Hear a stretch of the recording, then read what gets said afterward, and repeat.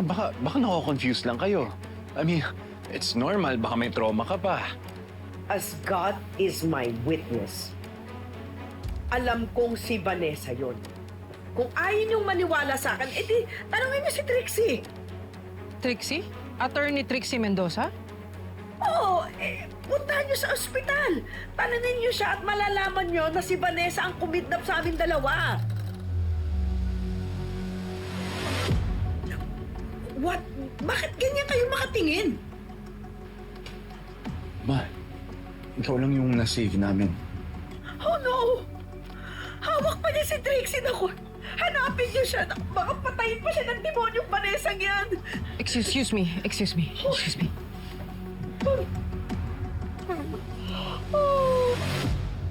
Paki-advise lahat ng units. May missing person pa, si Attorney Trixie Mendoza. Posibleng malapit sa recovery site. Oo. Tuloy nyo lang yung search nyo and secure the perimeter. Balitaan nyo ako agad.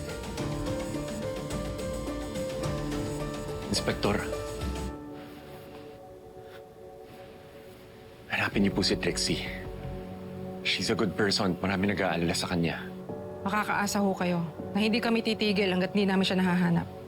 Si Trixie lang din ang makakapagbigay lino kung ano nangyari kay Mama. And I don't believe Vanessa's the one who did it. Siyempre, pagtatanggol mo asawa mo. Siyempre po, asawa ko po siya eh. Araw-araw kami magkasama kaya kilala ko po siya. Imposibleng hindi ko makita yung ginagawa niya every day. At hindi ako naniniwala na kriminal ang asawa ko. Di ba po, Inspektor? May mga kriminal magaling manloko. Kaya nilang utuin at paikutin ang mga tao sa paligid nila. Mga magulang nila, mga kapatid nila, at ang asawa nila. Alam mo ate, masyado ka lang pagod. Kung ano yung mga naiisip mo, pati ako pinaghihinalaan mo. Ano ka ba? Ako to si Angel, kapatid mo. Parang hirap paniwalaan ang mga sinasabi mo eh. Ate, magtiwala ka sa akin. Kailan ba ako nagsinungaling sa'yo? Palagi, madaming beses. Ano? Tinanong kita noon, ang sabi mo, namatay ang nanay mo sa sunog. Ilang beses kita binigyan ng chance para sabihin ang totoo. Ate, sinabi ko na lahat sa'yo. Naabutan ko nga yung bahay na nasusunog na, kaya hindi ko naligtas si Mama.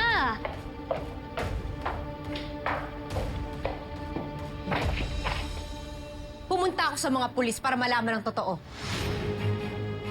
Ang sabi nila, walang bangkay na nakita doon. Iniimbestigahan mo ba ako? Sinungaling ka, Angel. Sinungaling ka. Pinagloloko mo kami lahat dito sa bahay. Sinungaling ka, manloloko ka! Ikaw! Ikaw ang manloloko!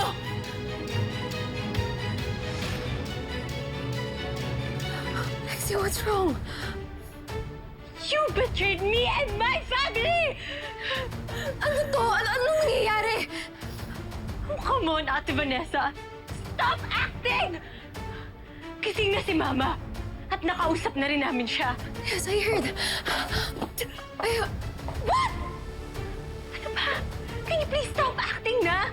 Wala na kang maniniwala sa pa-fake concern mo. Nagsabi na si Mama ng totoo. Anong totoo? Ikaw ang kumuha kay Mama! Ikaw ang kumitam sa kanya!